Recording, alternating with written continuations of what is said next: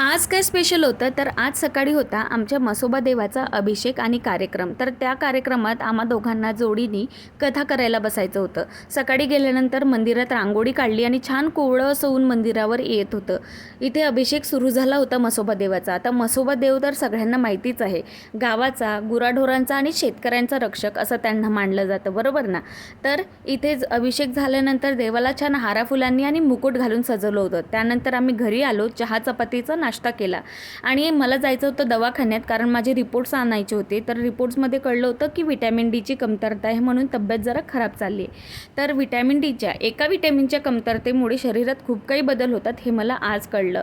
उन्हात फिरून फिरून घशाला एवढी कोरड पडली होती की वाटलं थंड काहीतरी प्यावं, म्हणून कोल्ड कॉफी पिली. सकाळी काही वेदूला नेलं नव्हतं, तर महाप्रसादाच्या वेळेस तिला दर्शनाला आणि जेवायला नेलं आणि तिथेच करवंदाचं झाड होतं. तर यांनी छान आंबट आणि गोड अशी करवंद आम्हाला तोडून दिली होती. आमच्या जोगली वस्तीचा हा कार्यक्रम होता आणि वैशाख पौर्णिमेनंतर आमच्या गावची यात्रा झाली की म्हसोबा देवाचा अभिषेकाचा कार्यक्रम धरतात. तर आमची सगळी वस्ती महाप्रसादाला आली होती आणि महाप्रसादाचं जेवण सगळ्यांना आवडतं, कोण सोडतं, बरोबर की नाही.